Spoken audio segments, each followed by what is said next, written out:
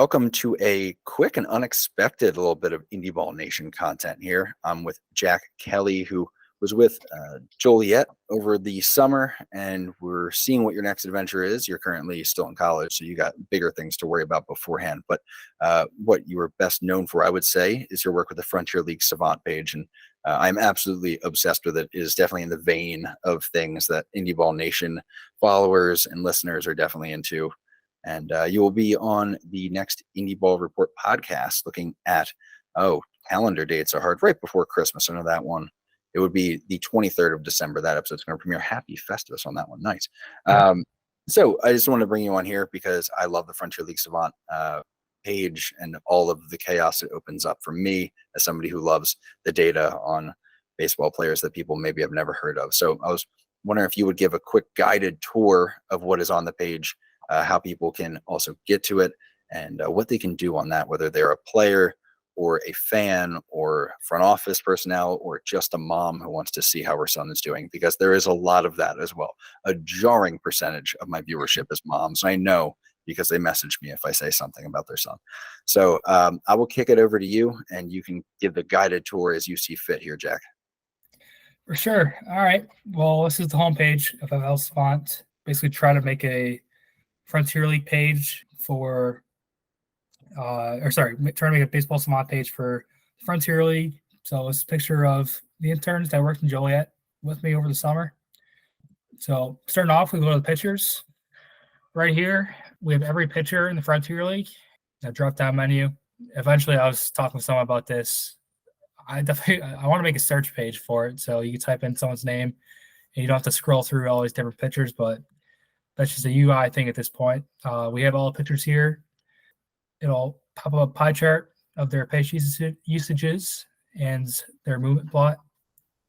So you'd see how their different pitches move, how often they throw it. So right here is a Stuff Plus model. So this model, completely built by me, takes into account things like pitch velocity, spin rate, movement in the X and Y planes, stuff. Yeah, as it's Stuff Plus. But it tries to tie run value in with how a pitcher stuff plays. So right here, Zach Westcott in the top of the Frontier League. That checks out. Yeah. Yeah. So you guys here. Location Plus ties location to run value. So count, like I said, balls and strikes, where a pitch is. So filter here, Kenny Matthews. This is more, there's less variability here in location. And that Pitching Plus. So is Location Plus then, sorry to interrupt, is that fine. More looking at like if you were to set up the strike zone as sort of the map, each location on different counts is a different like run value, like expected run value from it? Is that what we're looking at there? Yeah. So each of these models, it's broken down into 3 different pitch types. We have fastballs, that's your four seam, your sinker, your off speed, which is your changeup, split finger, and your breaking ball, slider, cutter, curveball. I think that's it as far as groupings we have. But so for each different grouping, we train a machine learning model, and it takes in these features like for Stuff Plus it'd be release speed, spin rate. For location it'd be exclusively count and plate location. And for each of those different pitch types, it would train a model and tie it to run value. Pitching Plus is a culmination of both models. It takes in all those features. So you have your release speed, plate location, count. So it's supposed to be a more total, tells you a lot more. Pitch profile, it's basically strike percentage, how often you throw strikes. Zone percentage, how often your pitches are in the zone. So top and bottom here. Kenny Matthews, he's a strike thrower. He's also top Location Plus. And whiff percentage, how often you can do swings and misses. We talked about Frank Moscatel on the on the podcast earlier, just absolutely nasty. Yeah, that all checks out. Yeah, checks out. He's 60 points higher than the second guy in whiff percentage. Goodness. So opponent stats, So these are all opponent expected stats. Expected stats taking into account launch angle and exit velocity. So it basically tells you what you would expect these statistics to be when you take out luck out of the equation. So top of the expected batting average leaderboard, also Frank Mosquito. He's also top of the other three too. So like I said, absolutely nasty. So these are guys that limit hard contact, guys that are good at what they do. And then this year, this is pretty much what we did for every guy we advanced scouted, every pitcher. We try to figure out what their most used pitch was, how often they threw first pitch fastball. So most of these guys are going to be first pitch fastball, but some other guys that are sinker slider, might be a slider guy first pitch. Their strikeout pitch, splitters, sliders, more variability here.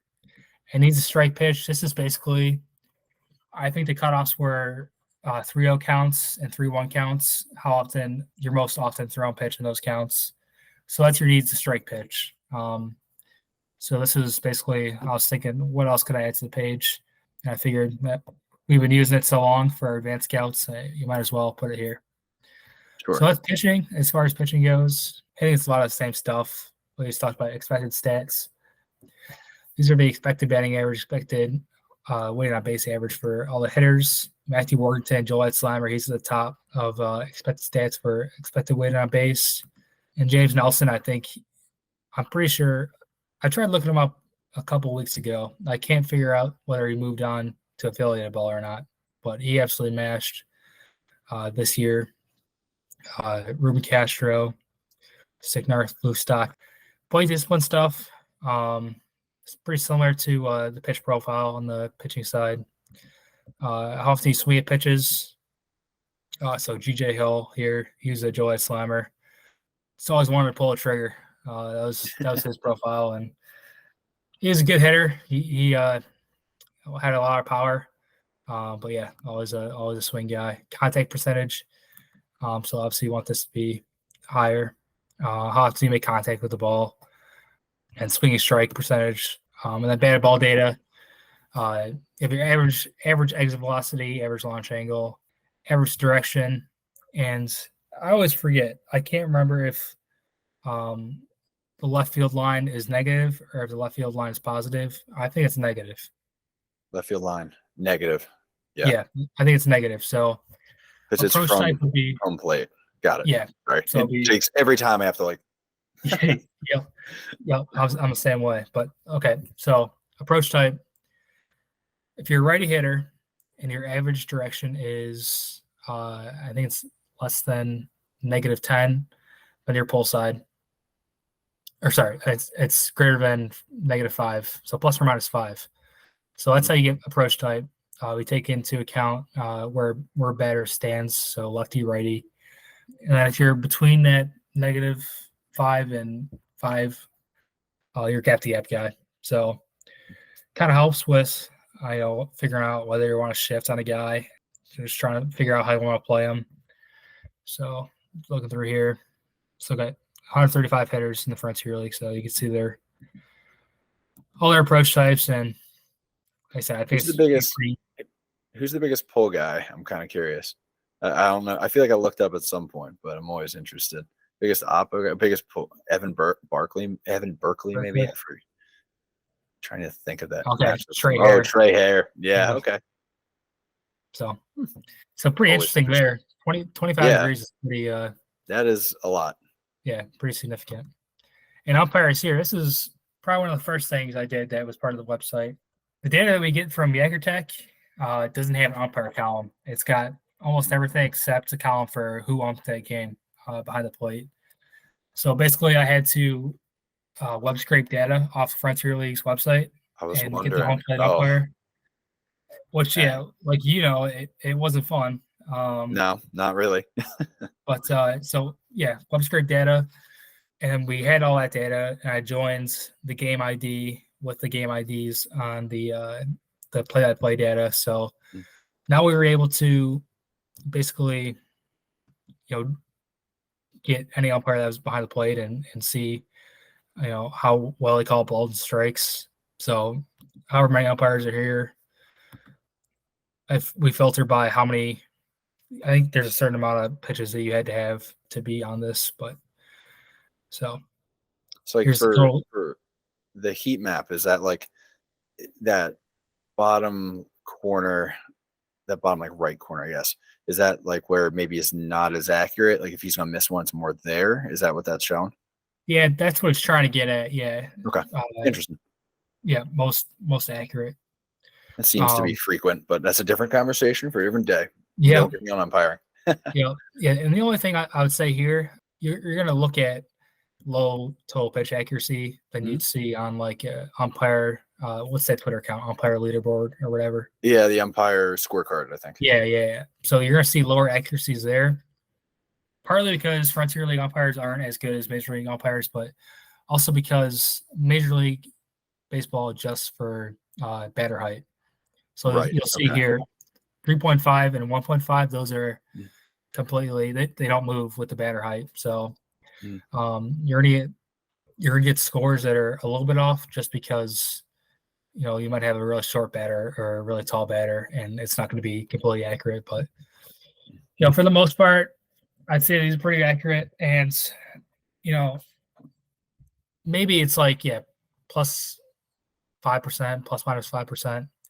But you get to the bottom here, you see guys like 78%. It's like, geez. Yeah. Even if you're getting a lot of bad breaks on that, it's still, a little bit. It's worth noting. I think that's usually the way we go about saying it. It's notable. and we say, umpires, they've got a really tough job, but at some point, the players are playing every game like it's their last. They're playing to move on to affiliated ball, and they get criticized. Managers get criticized. Coaches get criticized. Why can't you criticize the umpires? Why can't we have the best umpires umping the most important games? So that's what I try to do, and tried to accomplish with this part of the website. With all due respect to umpires, We're not saying the job is easy. Yeah, I'm not saying the job's easy, but it also helps. Like here, we would always have these plots on the dugout. So Michael Larry umps a couple of Slammers games. So Michael Larry's umping. Where is he most accurate? If there's any blue here, maybe he misses calls top of the zone a little bit, but he's usually pretty good all around the zone. And you can see just here, does an ump have any tendencies, against right-handed pitchers? Does he call more inside strikes? You can basically do anything with the data here. So, it's helpful to great umpires, and it's also helpful to, know what you're getting at the plate, right? Who you get on the plate. Catcher side, this was probably the second thing I did as far as this website. So all the Frontier League catchers here. Like I said in the podcast, framing runs, probably not too familiar with all the baseball fans. It's something I had to learn. But basically, you see here inside these dotted lines, any ball called in the strike zone and in between this dotted line, that's minus 0.125.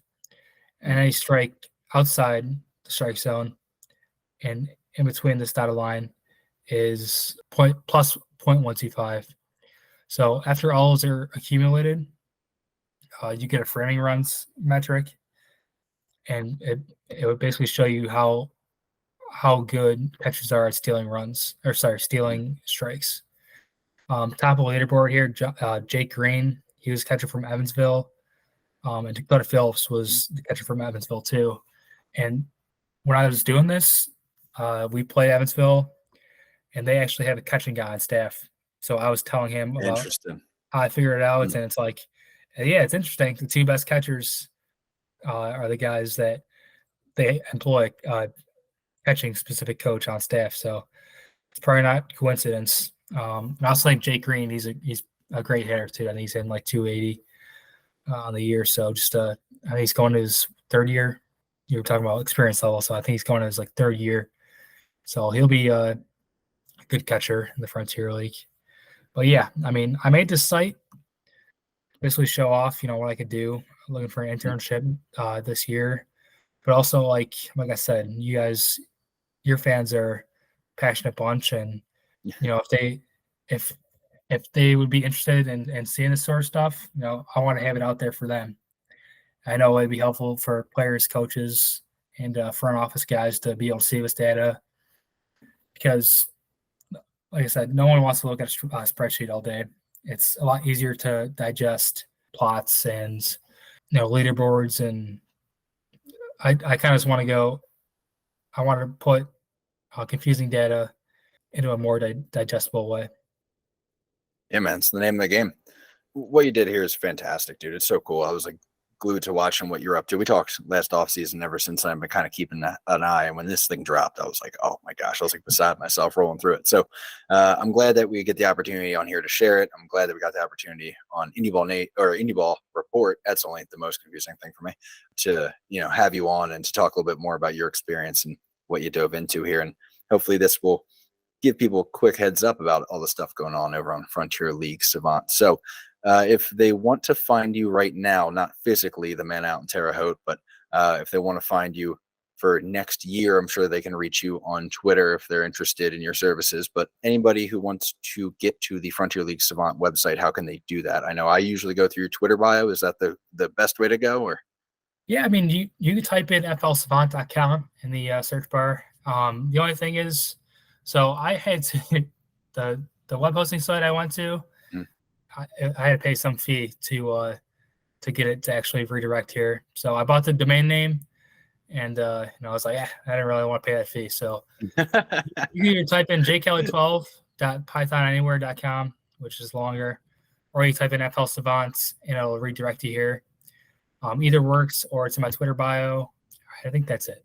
So, dude, it's awesome, man. I'm glad that you were able to catch so much time talking to us and then talking to me here. So hopefully this is useful, gives everybody a heads up on what you got going on over there, and looking forward to seeing what you got going next, man. Thank you for the time. Enjoy your holidays, and best of luck figuring out what it is you're tackling next, because you're definitely part of the future of the game and hopefully the future of Indy Ball, but I won't be selfish, man. If you're going elsewhere, you do your thing. All right, man. Thank you very much. Thanks. I may not have a lot, but I love what I got. A 4x4 and a good fishing spot. I hope this time my card won't decline.